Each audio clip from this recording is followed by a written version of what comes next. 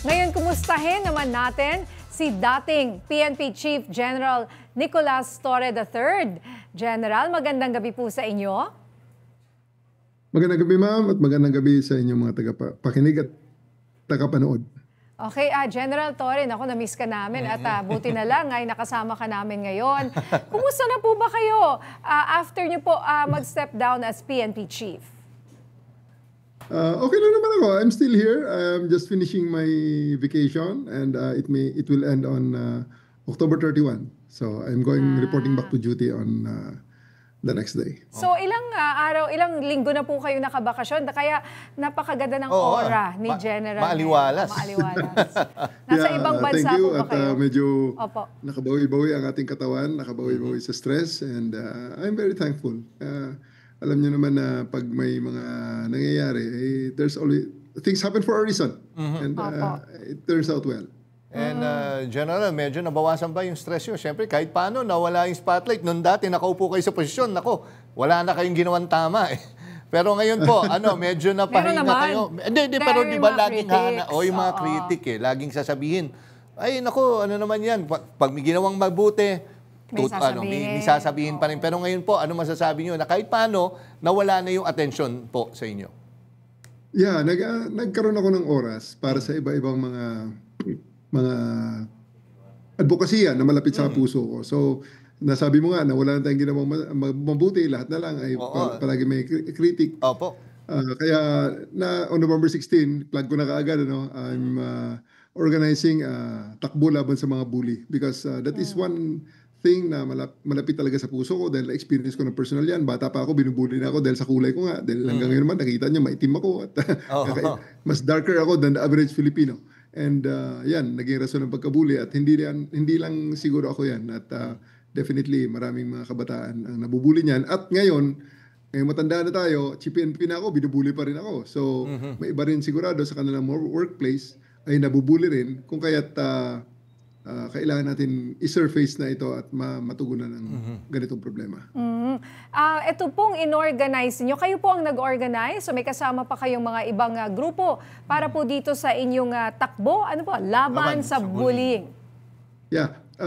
We had kaya ito ang assurance sa mga sa mga participants diyan. We're trying to give you the best experience on that takbo laban sa mga bully on November 16 at Greenfield City, Santa Rosa. And pinagawa namin talaga sa isang professional organizer ang event na yan. Kaya mag-enjoy kayo dyan. Meron tayong 500 meters walk. Kaya all comers are welcome. Merong 3-kilometer run and 5-kilometer run and 10-kilometer run.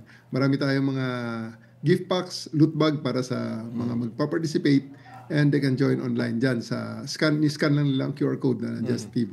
And General, itong yung sa bullying, ano to, lahat ng forms ng bullying, whether sa social media, sa school, ano ho ba yung pinaghuhugutan po natin po?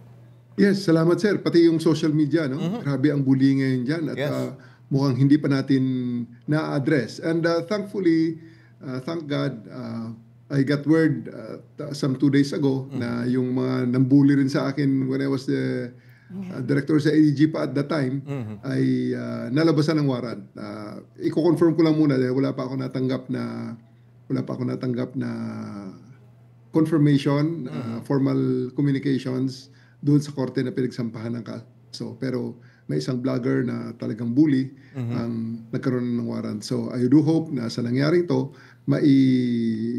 naipakita natin sa ating mga kababayan na they need not face bullying alone. This is something that they can ask help from support groups, including me, including the other organizations specializing in supporting bullying victims. Sa inyo pong personal na experience, paano nyo po nalagpasan itong mga pambubuli na ito? If you can recall, siguro something that really nagmarka sa inyo at paano nyo po ito nilampasan? Naku, siguro marami po, General Torre, pero baka you can share some ngayon.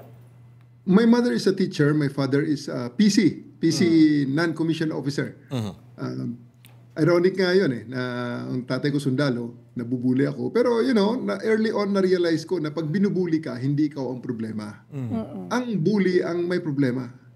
Kaya ipinakita ko lang sa aking pag-aaral at sa aking mga ginagawa kahit na nung bata pa ako hanggang sa ngayon na never mind the bully, just plot ahead. Buhay mo yan, chart mo ang buhay mo.